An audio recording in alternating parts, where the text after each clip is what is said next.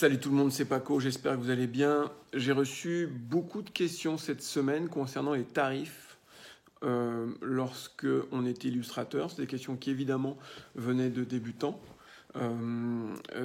C'était combien, par exemple, coûte ou combien coûte une illustration, comment fixer ses tarifs, comment négocier. Je vais parler de la négociation parce que c'est le point qui me paraît le plus important. Et je pense que de ce point-là, tout va découler de manière assez normale et assez naturelle. Lorsqu'on débute, lorsqu'on débute, j'aimerais vous dire ce que je pense de la négociation en fait. Je me suis rendu compte parce que j'ai été amené à négocier lorsque j'ai débuté d'autres carrières et je me suis rendu compte en fait que j'avais un problème avec les négociations. Pas un problème éthique ou moral, mais vraiment un problème de résultat. C'est-à-dire que je me rendais compte qu'en fait, tous les principes de négo étaient des principes basés sur le bluff, en fait.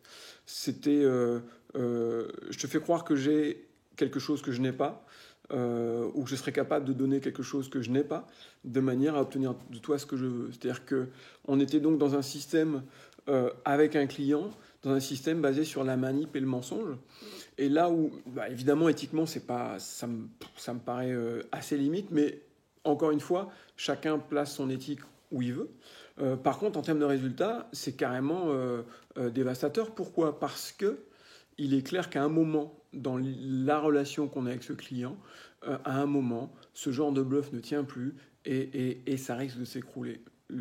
Et on le sait, une des règles commerciales est de savoir que un client fidèle rapporte plus qu'un prospect. C'est-à-dire qu'on a des habitudes avec lui, ça se passe bien, on sait ce qu'il veut, on sait très rapidement comment le satisfaire et donc on passe moins de temps et ça nous coûte moins cher. Donc ce principe de négo basé sur le bluff risque au bout d'un moment de nous faire perdre la relation qu'on a avec ce client et donc perdre tout ce qu'on a investi et qu'on peut récolter avec le temps. Donc le problème il est là. Et lorsqu'on débute, il y a un autre point qui est encore plus intéressant, c'est donc je reviens sur la négo en fait. Qu'est-ce que c'est que la négociation ? Lorsqu'on négocie, c'est que quelque part on n'est pas satisfait de l'échange. C'est-à-dire qu'une des parties veut plus que ce qu'elle peut avoir. Donc il y a un manque de confiance, un manque de reconnaissance. Quelque part, je ne suis pas persuadé que ce que je vais acheter a une vraie valeur en fait. En tout cas, l'argent que je vais dépenser, je n'ai pas confiance en la valeur de cette somme. J'espère être clair là-dessus.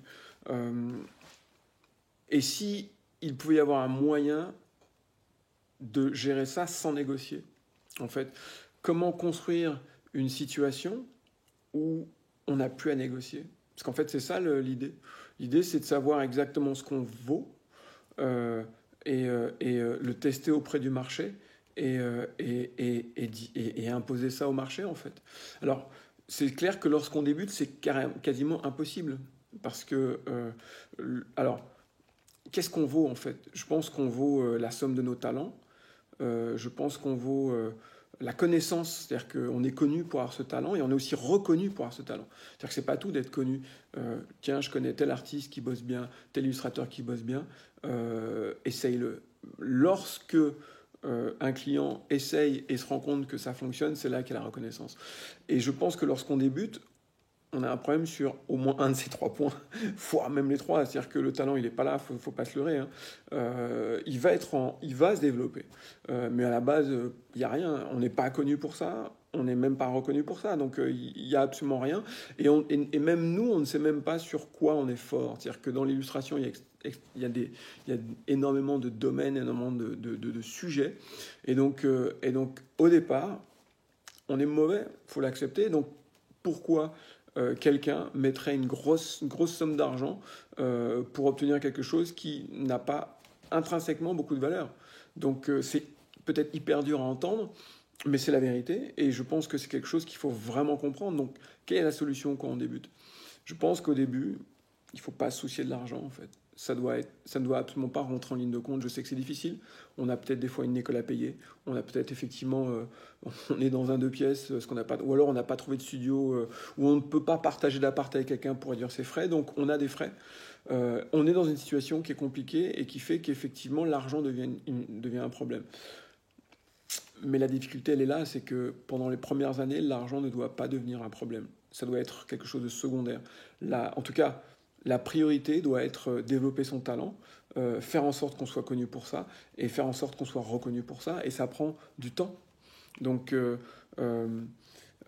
comment faire? Comme je le dis, tout prendre, tout essayer, tout accepter. C'est vraiment c'est ces années-là où on est à l'école, où on apprend. On apprend à aller chercher des clients, on apprend à bien comprendre des briefs, on apprend à être un bon prestataire de service. C'est-à-dire que plus on va être efficace, comprendre ce que veut le client, lui rendre dans des situations, lui rendre rapidement ce qu'il veut, plus on est source de solutions, plus il aura envie de bosser avec nous, plus il va parler de nous à ses collègues, et plus effectivement on va avoir du boulot. Et donc, quels sont les effets bénéfiques de prendre tout ce qui passe sans se soucier du prix au début? Les effets bénéfiques, le premier, je vous l'ai montré, c'est on apprend.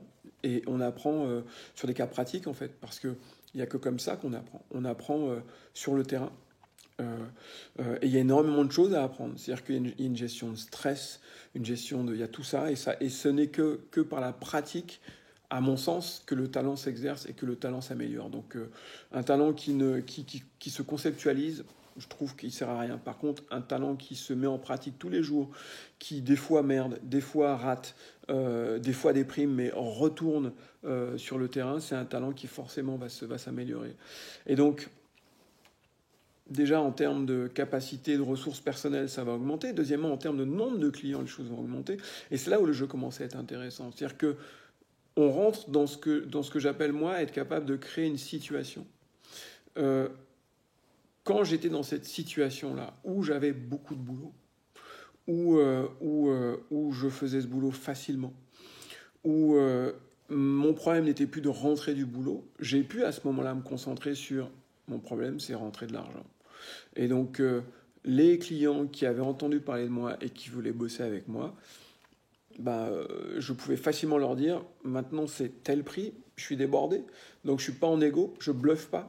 C'est soit effectivement vous estimez que j'ai assez de valeur et il faut mettre un peu au bout, et là on va bosser dans de super conditions, ou sinon si vous estimez que c'est pas le cas, ou si votre budget vous le permet pas, ou quelles que soient les raisons, de toute façon c'est vos raisons et pas les miennes, si c'est pas le cas, on bossera pas, mais c'est pas grave parce que j'ai du boulot.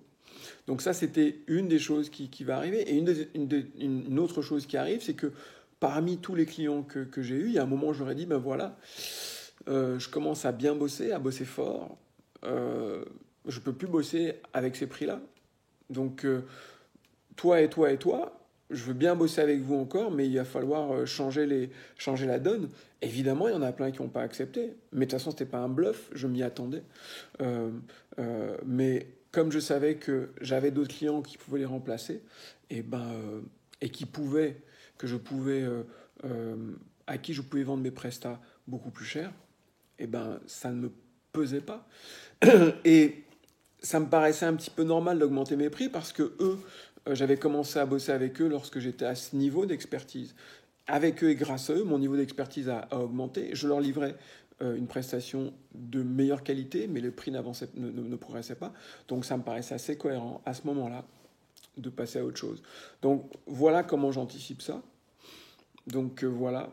Maintenant, la question, comment poser son prix toujours le plus cher possible, et comment savoir combien coûte une illustration.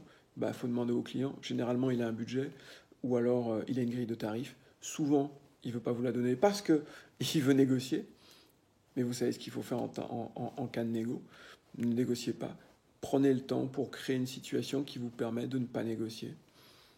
Quand Marvel nous a demandé de bosser avec eux, je vous jure qu'on a pris leur prix. Je n'étais pas dans une situation où je pouvais leur dire « Écoute Coco, c'est bien gentil, mais... » Donc voilà comment fixer vos prix. Bossez plus, bossez sérieusement, donnez-vous du temps, construisez cette situation qui vous permettra de ne pas négocier. Voilà. On s'embrasse.